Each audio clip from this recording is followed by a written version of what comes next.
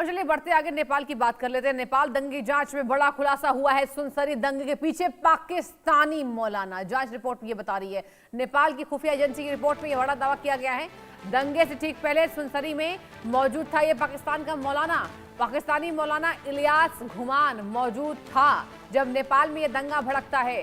काठमांडू की मस्जिद का इमाम भी ये रह चुका है, सुनसरी में था, और विदेशी मौलानाओं की मौजूदगी पर ये सवाल उठे हुए हैं। 31 जुलाई को दंगे में 3 लोगों की यहाँ पर जान चली गई थी, आपको याद होगा, जिसे नेपाल सरकार ने कहा था कि अब शहीद का दर्जा देंगे। पूरी खबर यह है कि भारत से सटे नेपाल के सुनसरी जिले में हुई सांप्रदायिक हिंसा के बाद अब पाकिस्तान की खुफिया एजेंसी ISI की कथित भूमिका को लेकर सनसनीखेज दावे सामने आए हैं। 26 जुलाई की रात देवगंज ग्रामीण नगर पालिका के कप्तानगंज इलाके में धार्मिक झंडों और तेज आवाज में डीजे बजाने को लेकर 2 समुदायों के बीच में विवाद हुआ था, जो देखते देखते हिंसा में तब्दील हो गया था। हालात बिगड़ने पर सुरक्षा बलों को गोली चलानी पड़ी और एक व्यक्ति की उसमें मौत हो गई थी, जबकि कई लोग घायल बताए गए थे। अब इसके बाद हिंसा दूसरे इलाकों तक पहुंची थी और प्रशासन को कर्फ्यू लगाना पड़ा था। अब इस पूरे मामले में नेपाल की खुफिया एजेंसी के हवाले से विदेशी नेटवर्क की जांच की बात सामने आई है। रिपोर्ट में पाकिस्तानी मूल के मौलाना मोहम्मद इलियास घुमान और काठमांडू की एक मस्जिद के इमाम मुफ्ती अबू बकर कासमी की सुनसरी में दर्शकों मौजूदगी का जिक्र सामने आया है। आरोप यह है कि कुछ विदेशी धार्मिक लोगों ने नेपाल के भारत से सटे संवेदनशील इलाकों का दौरा किया था। हालांकि इन लोगों की मौजूदगी को हिंसा से सीधे जोड़ने वाले दावों की अभी आधिकारिक पुष्टि नहीं हुई है, यानी हमें इंतजार करना होगा। कथित विदेशी फंडिंग सीमावर्ती इलाकों में सक्रिय नेटवर्क को लेकर है। नेपाल सरकार ने हिंसा की जांच के लिए समिति बनाई है और सुरक्षा व्यवस्था की कड़ी कर दी गई है। 31 जुलाई तक इस हिंसा में कम से कम 3 लोगों की मौत हुई थी और 25 लोगों के घायल होने की रिपोर्ट सामने आई थी। ऐसे में ISI कनेक्शन और विदेशी नेटवर्क के आरोपों की असली तस्वीर जांच पूरी होने के बाद ही साफ होगी।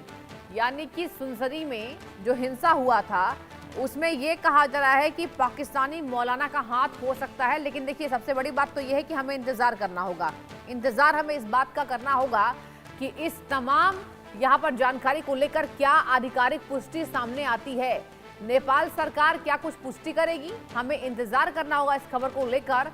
जांच के घेरे में पाकिस्तानी मौलाना इलियास, क्योंकि ये जो मौलाना है जो आपको तस्वीरें दिखा रहे हैं, ये 2 तस्वीरें आपको दिखा रहे हैं, सुनसरी हिंसा जो हुई थी उसके बाद ये जो तमाम मौलानाओं की तस्वीर आपके साथ साझा कर रहे हैं। कहा जा रहा है कि ये मौलाना उस वक्त उस इलाके में मौजूद था जिसने दंगा भड़काने का काम किया और यही वजह है कि इसमें 3 लोगों ने अपनी जान गंवा दी है और 20 लोग घायल बताए गए थे।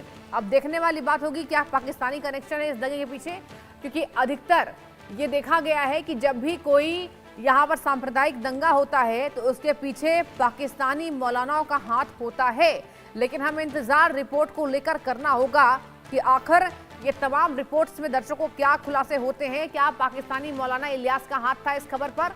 क्या इस मौलाना ने नेपाल के सुनसरी में जो हुआ, आपको याद होगा जिस तरीके से डीजे बजाने को लेकर, कावड़ की गीतों को डीजे बजाने को लेकर जो दंगा हुआ था, वो जो मामूली सी बात थी वो विवाद में तब्दील होती है और फिर वो हिंसा में तब्दील हो गई थी।